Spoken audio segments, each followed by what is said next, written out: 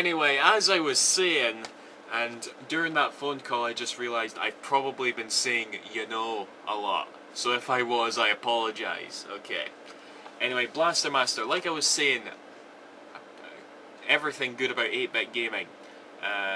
Fantastic music and graphics. A great combination between Mega Man and Metroid, you know? And I feel it fixes the shortcomings that you sometimes get in those games, you know? Everything's just so... I just love this game an awful lot, you know? I don't know what it is, and there's a new one on the... I've just remembered, they sort of remade this game on the Wii, didn't they? On WiiWare, and I have not got that yet. I really need to get round to that. Fuck, I feel guilty now. Okay, next we have another big favourite of mine, DuckTales. This is one of my favourite games on the NES. I Let's Played it, and it's one of my favourite Let's Plays I've done, to be honest. Yeah. I don't know what else to say. It's made by Capcom. I love the mechanic with, you know, the pogo stick and stuff. It is just incredibly, really fun game, you know. Yet another absolute favourite of mine, Batman. Sunsoft is a really great developer for 8-bit games, by the way. You know, they made Blaster Master, and this is probably my second favourite game by them. Just everything again, the music, the really, really tight controls and all that. It is just fantastic, you know. You gotta love back in the day when licensed games were actually good, you know. Well, most of them. Some of them. I don't know. Anyway. Batman, NES, awesome. There's Mega Man 1. Probably my favourite Mega Man, if I'm honest. Okay. Here we have a Probotector for the NES. This is actually Contra 1, but it was censored in this country because you couldn't kill humans, apparently, back then. So it's all robots, and I've been told that this is a lot easier, apparently. I don't know if that's true, but regardless, right, I love these games, and I don't want to sound big-headed, but I think I'm really good at them, you know? I don't die as much, and I've got a lot of patience for them, you know? You'd think that with 3 lives you'd just give up really easily, but no, for some reason I can really stick with these games, you know? I really, really genuinely enjoy this. I've also got the second one. It's in there somewhere, but we'll come to that when we get there. Right. Double Dragon. This was one of the first games I got for the NES. I tried a lot to beat it, but the friggin' 3 lives that you get, I can't get too far. I've tried so much to get far. I think I got up to the part where you fight 2 Abobos, and I always died there, you know, and I was always on my last life. So, yeah, probably me sucking, but this is just it's a fun game, really good fighter, you know, but I just wish there was an option to continue or get extra lives and stuff, you know, because otherwise I really can't get past them, you know. Right, here we have Legend of Zelda. Right, I actually did beat this. I poured a walkthrough. I sat here with my NES and I told myself, right, I am beating the very first Legend of Zelda, and I did. And granted, yeah, I can safely say it's not aged as well, but again, but like most games series on the NES, just set the bar for the masterpieces we'd be playing later, you know? And it is still a good play, don't get me wrong. Yeah, Legend of Zelda, you can't go wrong. Right, here we have Dr. Mario, a very addicting puzzle game. I've not much to say beyond that, to be honest, but I've spent many an hour playing this, just randomly, getting hooked, you know. Right. Another big favourite of mine, Tiny Toon Adventures. All the Tiny Toon games that was made by Konami are just friggin' awesome, you know. This is one of my favourites. I Let's Played this as well, so check that out if you want. Kirby's Adventure, another really awesome one. Yeah, this probably is one of my favourites as well, you know.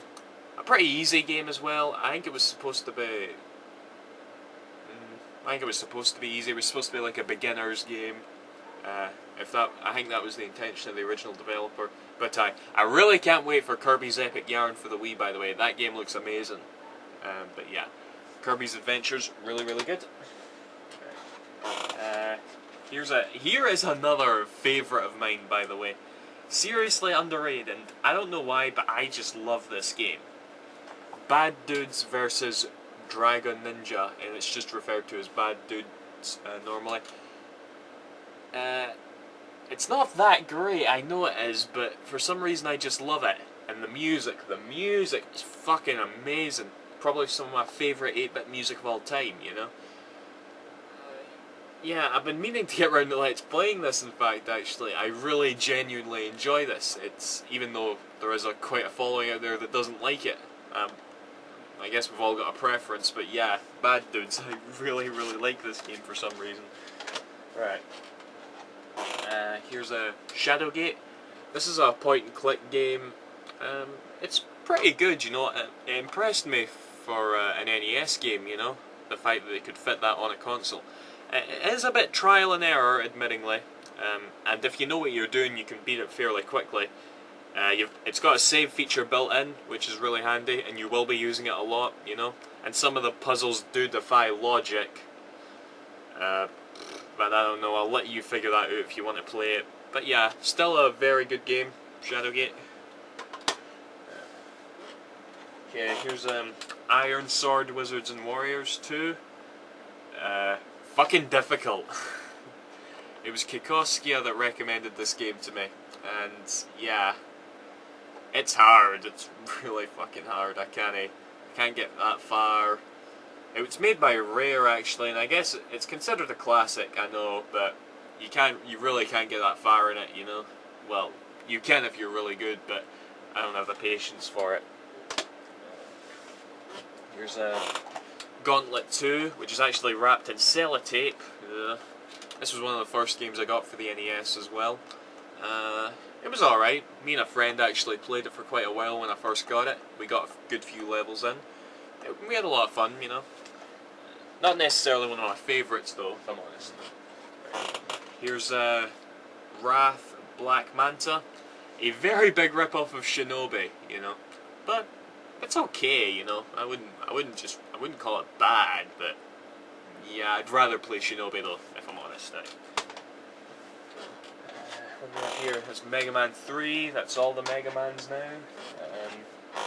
Here we have Zelda 2, The Adventure of Link. I've been meaning to get into this game, but obviously it's a big departure from the first Zelda, and not really something I'm too fond of. It's also considered sort of the black sheep of the series, but, you know, like I say, I do want to get into it, and try it eventually. And I've got to that point where I think I've been saying you know again. Gotta stop this! Right, Zelda, awesome. Tetris 2. I don't actually own Tetris 1. I've got that for the Game Boy, but I think it'd be worth picking up the NES version just for the sake of it. But this is a good puzzle game as well. Very different, and most would consider it not as good, but I still enjoy it. It's a little bit like Paper Mario. Well, not Paper Mario.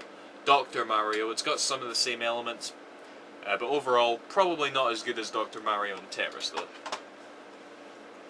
Okay, Teenage Mutant Hero Turtles. Remember what we talked about earlier with Ninja being, you couldn't say it?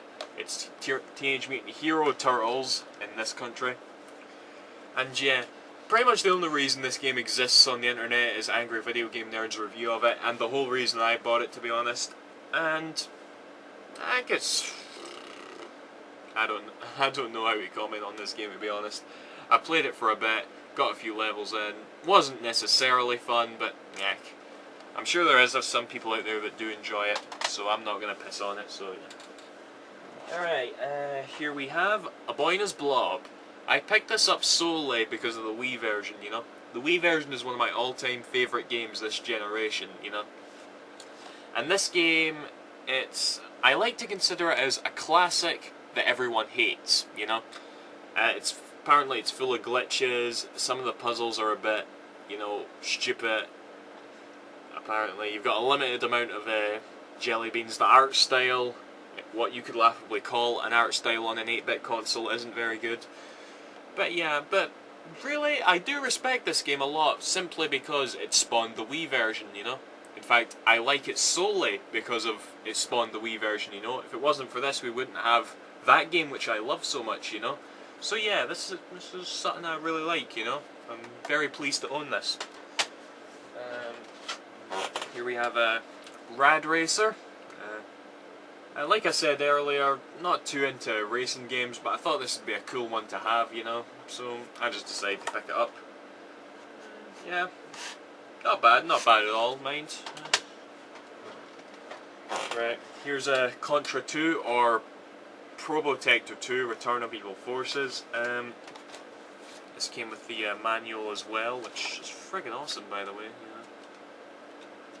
Really pleased to get that. Didn't come with a box, just the instructions, but yeah. I probably prefer this to the first one, to be honest. Better music, overall better, well, it's the same gameplay, but I like the top-down levels, you know, I thought those were a really good addition. So yeah, Contra 2, very good. Right, and here we have Super Mario Bros. 2. Kind of already talked about it. I know it's a bit of a black sheep, but I think I put it on par with all the other Mario games. It is an extremely fun game, and yeah, really, really good. And here's my last game for the NES, Kung Fu. Again, I heard this was sort of a classic. I'm not 100% sure, but wasn't this a launch title? I don't know. But it's just, you just basically go right and you hit enemies. It's pretty redundant, and it's more reminiscent to, say, maybe an Atari game. But again, you know, it's a classic. And it's fun, you know. I played this for a little bit. Yeah. Kung Fu. Right, that's all my games anyway, guys. I don't know what collection I'm going to do next, but yeah, that's all 43 of my NES games, right. See yous after, guys. Thanks for watching. Bye-bye.